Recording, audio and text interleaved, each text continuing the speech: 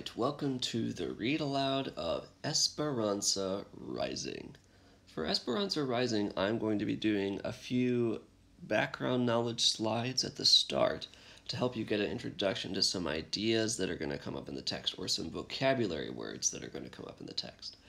One vocabulary word that it would be good for you to know as we go into our text today is the word vineyard.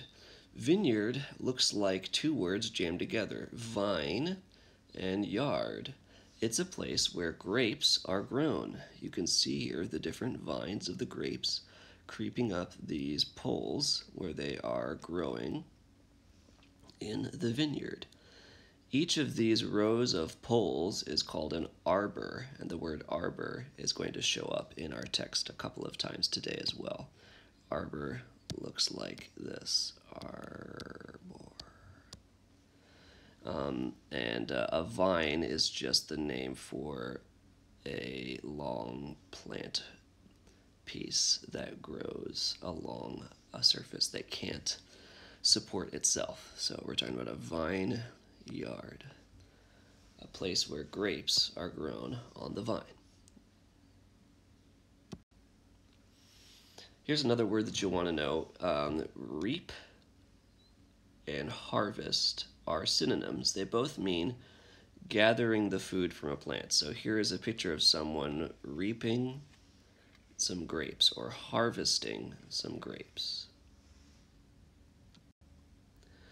Premonition is a pretty cool word. It means the sense that something is about to happen. So watch today as I read for someone having a premonition. They sense that something is about to happen, and unfortunately it's something bad.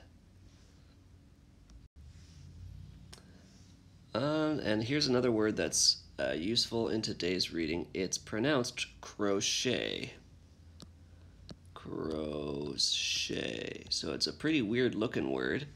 It's got a CH that's pronounced sh, like SH, and then it's got a silent T, crochet.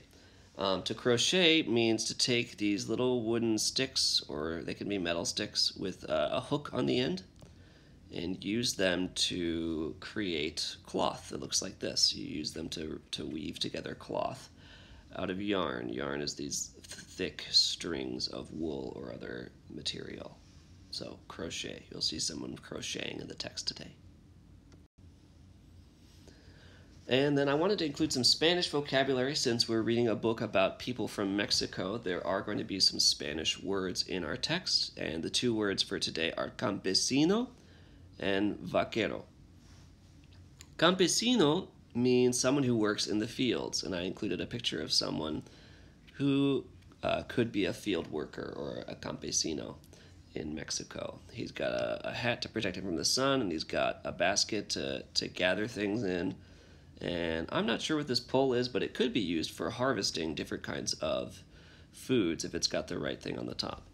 The word campesino is field worker, and it comes from the word campo, which means field. Looks like the English word camp. Vaquero is a cowboy, somebody who rides around on the horse and takes care of cows. Here's a vaquero, and he's got a nice straw hat to protect him from the sun, kind of like a campesino does.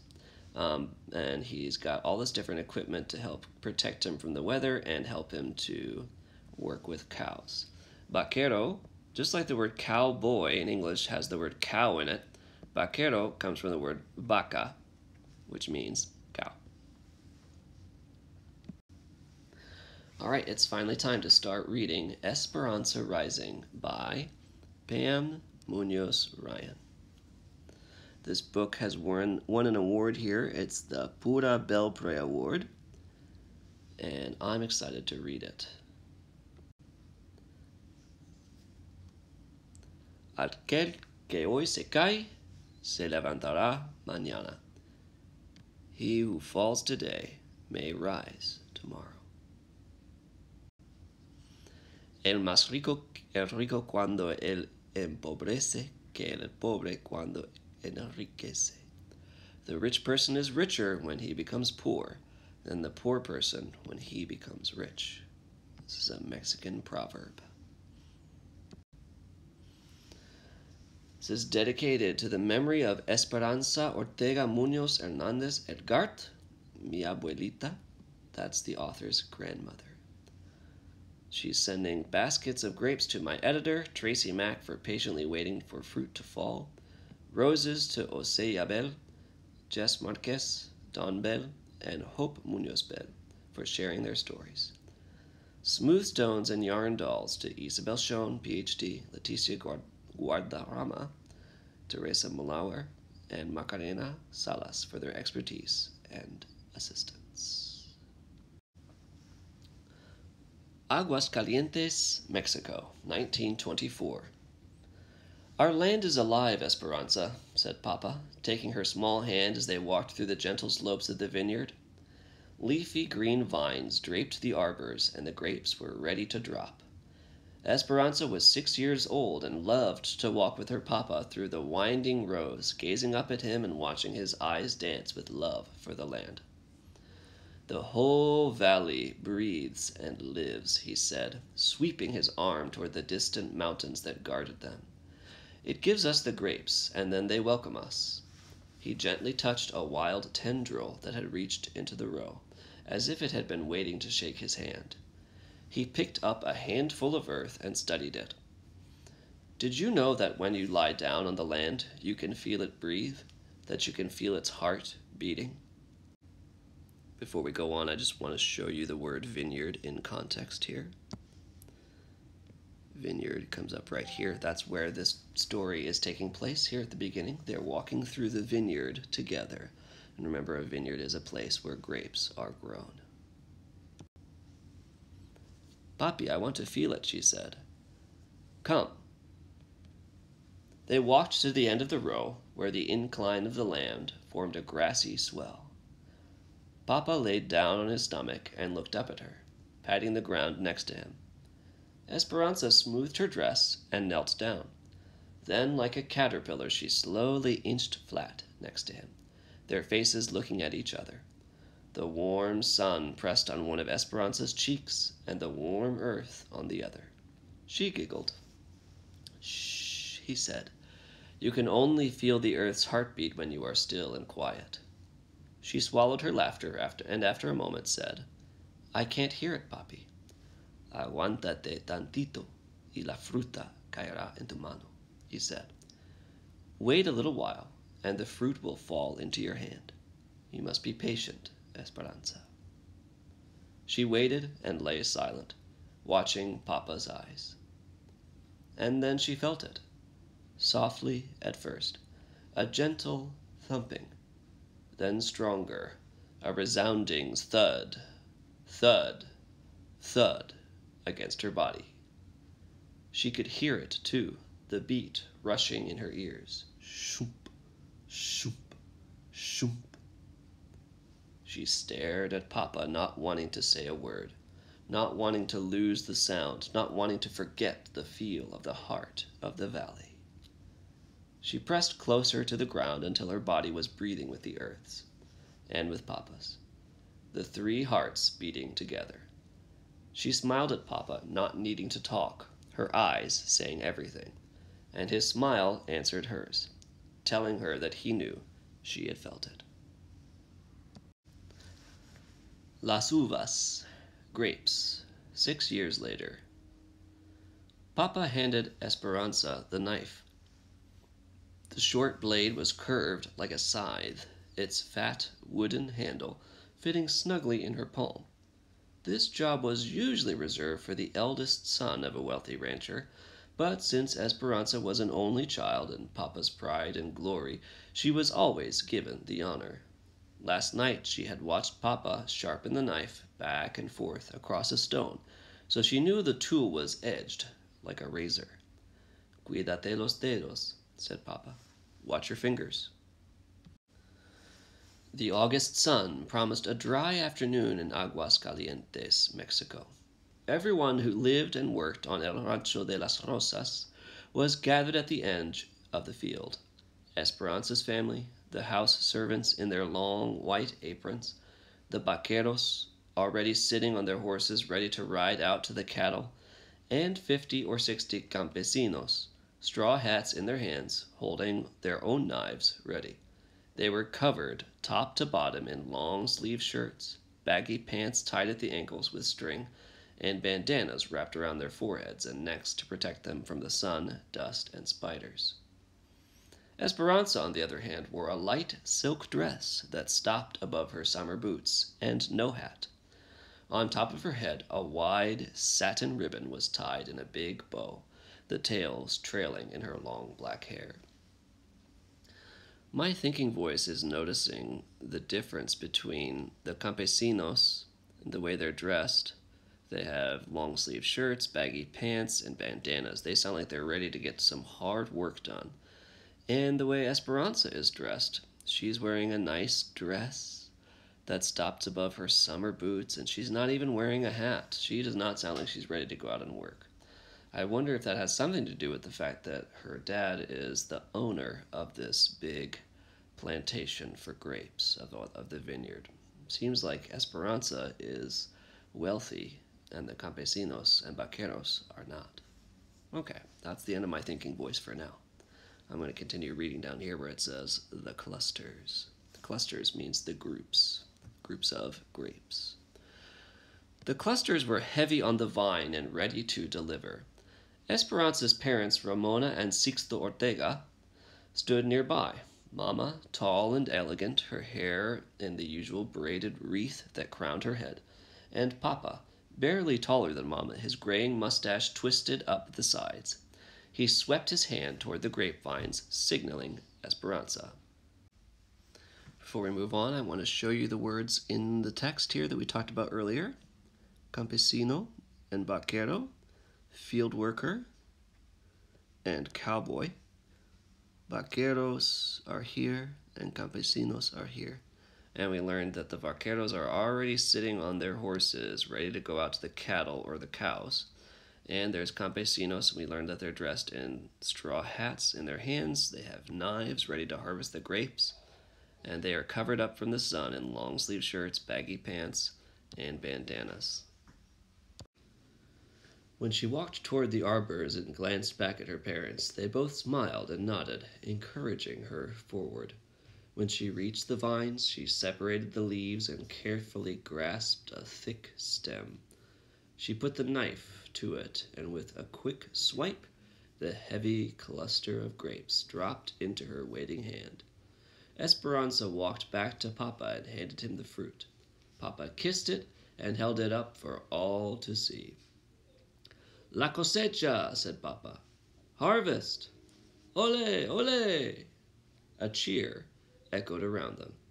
The campesinos, the field workers, spread out over the land and began the task of reaping the fields. Esperanza stood between Mama and Papa, with her arms linked to theirs, and admired the activity of the workers. Papi, this is my favorite time of year, she said, watching the brightly colored shirts of the workers slowly moving among the arbors. Wagons rattled back and forth from the fields to the big barns where the grapes would be stored until they went to the winery. Is the reason because when picking is done, it will be someone's birthday and time for a big fiesta? Before we move on, let's take a look at the words that we talked about at the beginning here.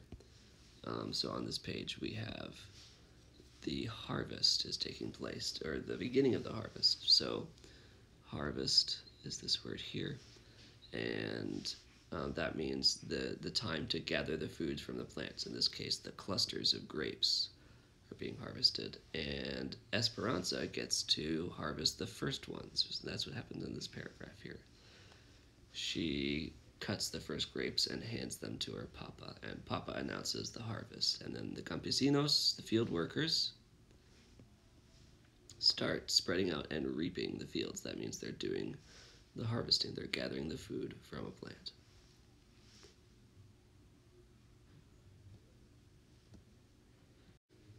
Is the reason because when the picking is done, it will be someone's birthday and time for a big fiesta? Papa asked. Esperanza smiled. When the grapes delivered their harvest, she always turned another year. This year she would be 13. The picking would take 3 weeks, and then, like every other year, Mama and Papa would host a fiesta for the harvest and for her birthday.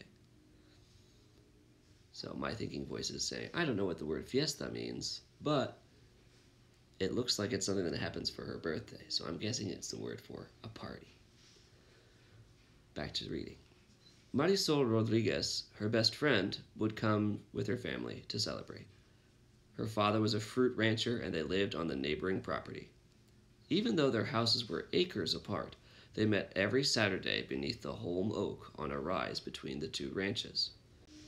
Her other friends, Chita and Bertina, would be at the party too, but they lived farther away and Esperanza didn't see them as often.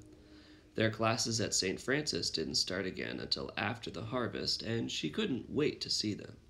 When they were all together, they talked about one thing, their quinceañeras, the presentation parties they would have when they turned 15. They still had 2 more years to wait, but so much to discuss. The beautiful white gowns they would wear, the big celebrations where they would be presented, and the sons of the richest families who would dance with them. After their quinceañeras, they would be old enough to be courted, marry, and become las patronas, the heads of their households, rising to the positions of their mothers before them. Esperanza preferred to think, though, that she and her someday husband would live with Mama and Papa forever, because she couldn't imagine living anywhere other than El Rancho de las Rosas, or with any fewer servants, or without being surrounded by the people who adored her. Thinking voice.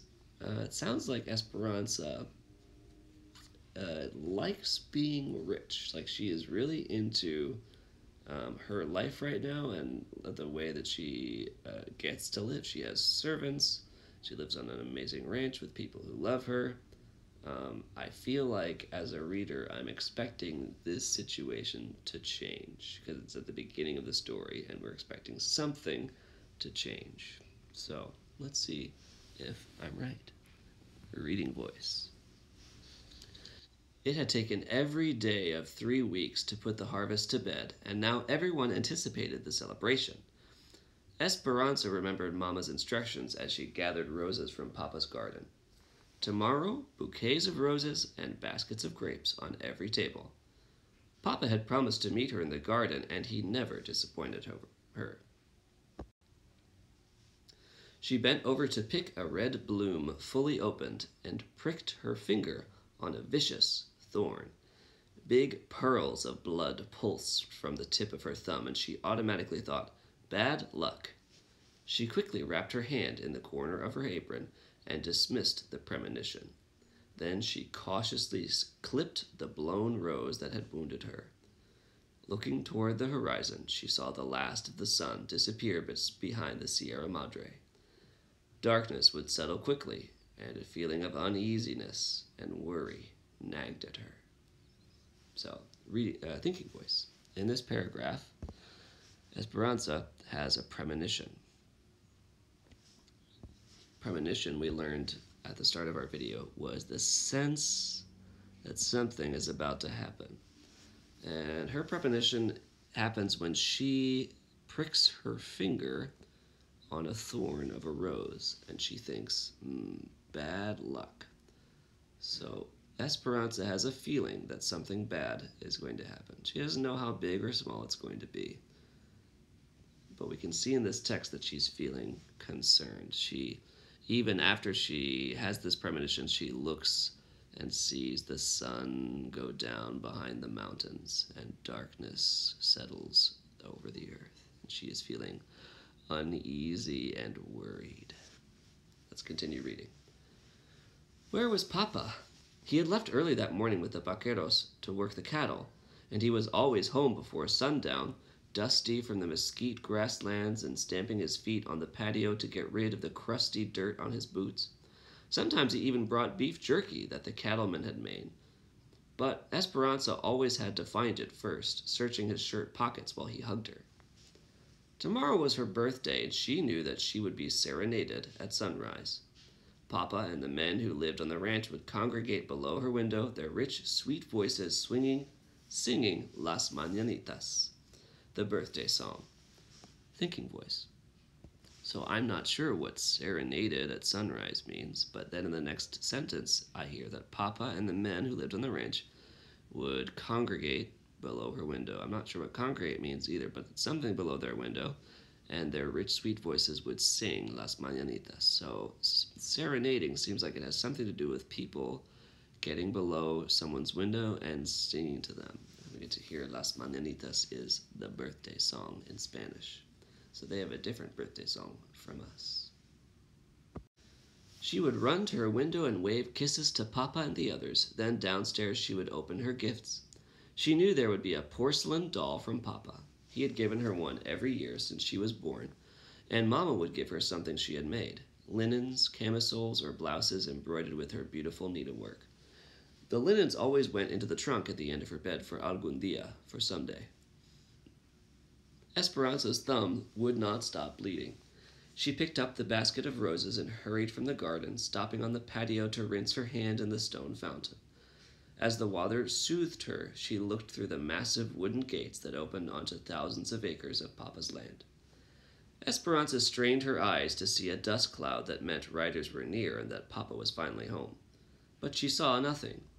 In the dusky light, she walked around the courtyard to the back of the large adobe and wood house. There she found Mama searching the horizon, too. "Mama, my finger! An angry thorn stabbed me," said Esperanza. "Bad luck," said Mama, confirming the superstition. But she half smiled. They both knew that bad luck could mean nothing more than dropping a pan of water or breaking an egg. Mama put her arms around Esperanza's waist, and both sets of eyes swept over the corrals, stables, and servants' quarters that sprawled in the distance. Esperanza was almost as tall as Mama, and everyone said she would someday look just like her beautiful mother. Sometimes when Esperanza twisted her hair on top of her head and looked in the mirror, she could see that it was almost true. There was the same black hair, wavy and thick, same dark lashes and fair creamy skin, but it wasn't precisely Mama's face because Papa's eyes were there too, shaped like fat, brown almonds. "He's just a little late," said Mama, and part of Esperanza's mind believed her, but the other part scolded him. "Mama, the neighbors warned him just last night about bandits." Mama nodded and bit the corner of her lip in worry. They both knew that even though it was 1930 and the revolution in Mexico had been over for 10 years, there was still resentment against the large landowners. Thinking voice. So I know about the American Revolution, which was how we changed governments from having England as our government to having our own government. So even if I don't know what the Mexican Revolution is, I can guess from my background knowledge that it has something to do with people fighting a war to change the government. And it also sounds like, in our context here, that it has something to do with resentment against large landowners. I know resentment means feeling annoyed or unhappy or mad about something. And I know from reading this story that large landowners probably includes Esperanza's family. It seems like they own a large amount of land. Reading voice.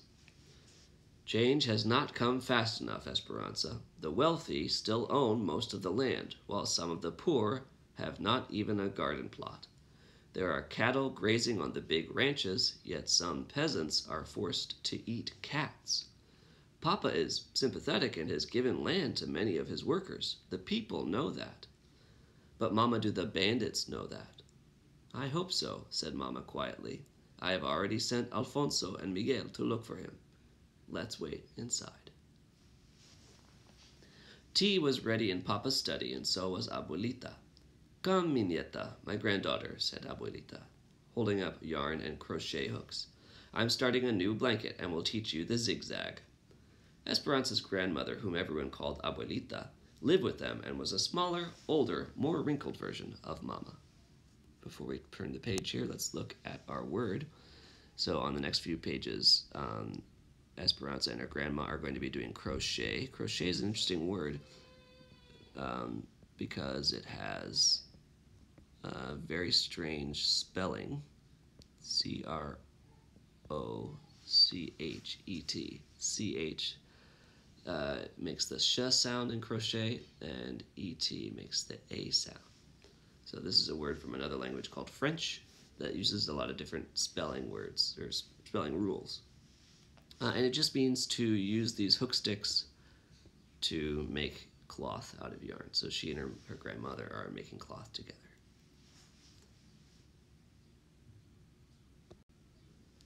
She looked very distinguished, wearing a respectable black dress, the same gold loops she wore in her ears every day, and her white hair pulled back into a bun at the nape of her neck. But Esperanza loved her more for her capricious ways than for her propriety. Abuelita might host a group of ladies for formal tea in the afternoon, then after they had gone, be found wandering barefoot in the grapes, with a book in her hand, quoting poetry to the birds. Although some things were always the same with Abuelita, a lace-edged handkerchief peeking out from beneath the sleeve of her dress, others were surprising. A flower in her hair, a beautiful stone in her pocket, or a philosophical saying salted into her conversation. When Abuelita walked into a room, everyone scrambled to make her comfortable. Even Papa would give up a chair for her. So we had two interesting words there. She loved Grandma more for her capricious ways than for her propriety. Propriety refers to properness, being proper. So Abuelita might host a group of ladies for a formal tea in the afternoon, proper. But then after they're gone, she might act capricious or hard to predict. She might be wandering barefoot with a book in her hand. She might have a flower in her hair, a beautiful stone in her pocket, or even a special saying in her language. That's something that's surprising. So, Abuelita is both formal, distinguished, proper, and capricious, hard to predict. Reading voice. Esperanza complained, "Must we always crochet to take our minds off worry?" She sat next to her grandmother anyway, smelling her ever-present aroma of garlic, face powder, and peppermint. "What happened to your finger?" asked Abuelita. "A big thorn," said Esperanza. Abuelita nodded and said thoughtfully, "No hay rosas sin espinas." There is no rose without thorns. Esperanza smiled, knowing that Abuelita wasn't talking about flowers at all, but that there was no life without difficulties. She watched the silver crochet needle dance back and forth in her grandmother's hand. When a strand of hair fell into her lap, Abuelita picked it up and held it against the yarn and stitched it into the blanket. "Esperanza, in this way my love and good wishes will be in the blanket forever. Now watch. 10 stitches up to the top of the mountain. Add 1 stitch. 9 stitches down to the bottom of the valley. Skip 1. Esperanza picked up her own crochet needle and copied Abuelita's movements, and then looked at her own crocheting. The tops of her mountains were lopsided, and the bottoms of her valleys were all bunched up.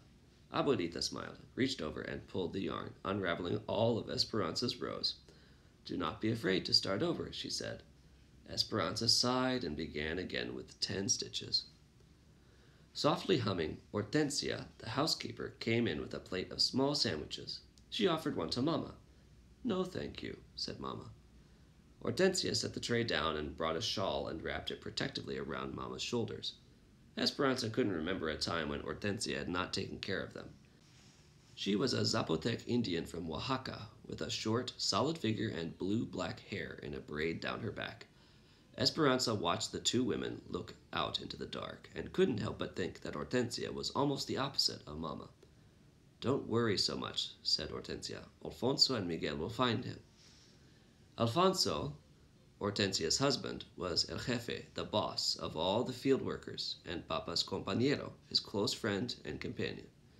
He had the same dark skin and small stature as Hortensia, and Esperanza thought his round eyes, long eyelids, and droopy mustache made him look like a forlorn puppy. He was anything but sad, though.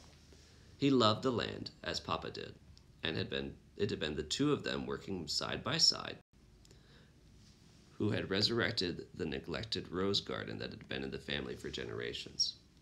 Alfonso's brother worked in the United States, so Alfonso always talked about going there someday, but he stayed in Mexico because of his attachment to Papa and El Rancho de las Rosas. Miguel was Alfonso and Hortensia's son, and he and Esperanza had played together since they were babies. At 16, he was already taller than both of his parents. He had their dark skin and Alfonso's big, sleepy eyes, and thick eyebrows that Esperanza always thought would grow into one. It was true that he knew the farthest reaches of the ranch better than anyone.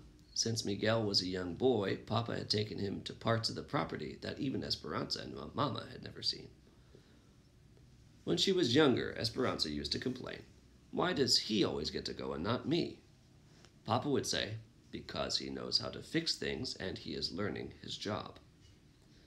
Miguel would look at her and, before riding off with Papa, he would give her a taunting smile. But what Papa said was true, too. Miguel had patience and quiet strength and could figure out how to fix anything, plows and tractors, especially anything with a motor.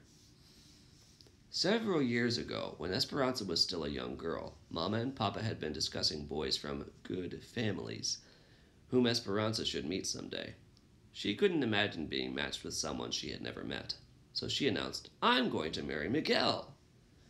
Mama had laughed at her and said, "You will feel differently as you get older."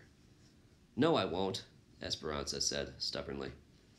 But now that she was a young woman, she understood that Miguel was the housekeeper's son, and she was the ranch owner's daughter, and between them ran a deep river. Esperanza stood on one side and Miguel stood on the other, and the river could never be crossed. Thinking voice.